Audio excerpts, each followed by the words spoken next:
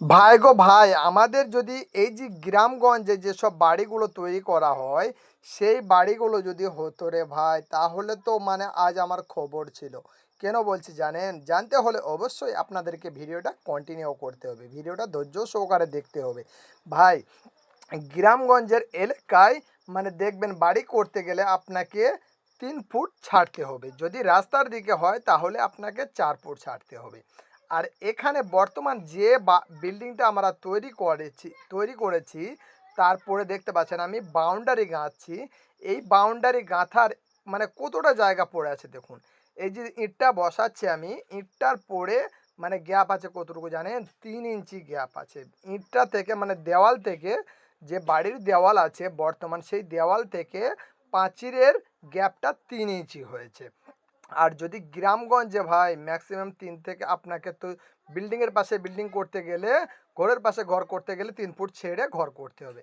কিন্তু ভাই, এটা এটা হচ্ছে তামিলনাড়ুতে ঘর মানে আপনি যে ঘর করছেন এবং পাশের বাড়ির যে একটা বাড়ি আছে, সেই বাড়িওয়ালা যতটুকু ছেড়েছে আপনিও ততটুকু ছেড়ে ঘর করতে পারেন।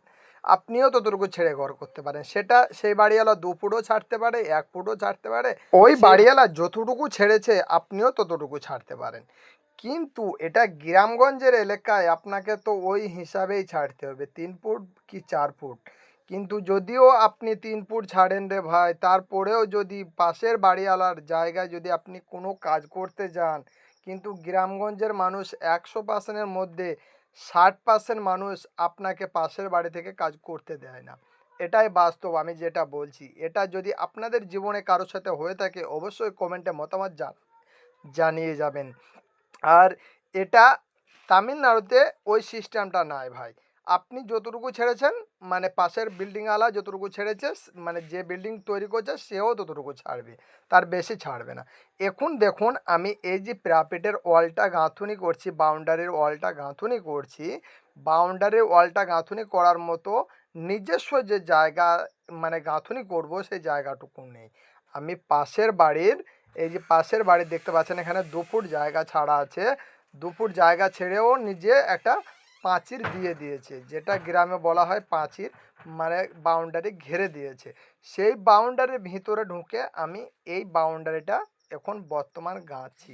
এটা যদি আবার 3 ফুট কি 4 ফুট হাইট করে দেওয়া হয়, তাহলে আর এখানটা মানে পাশের বাড়িওয়ালা মানে যতটুকু জায়গা ততটুকু থেকে যাবে, কিন্তু ওনার আর একটুকু জায়গা থাকবে না। সেই সেই জন্য এখানটা 2 ফুট হাইট করা হবে আর বাকিটা ছিঁড় দেওয়া হবে। যদি আমার এই ভিডিওর তথ্যটা আপনাদের কাছে ভালো লেগে থাকে অবশ্যই আপনাদের মতামত কমেন্ট বক্সে জানিয়ে যাবেন। সকলেই ভালো থাকবেন, সুস্থ থাকবেন। আর ভিডিও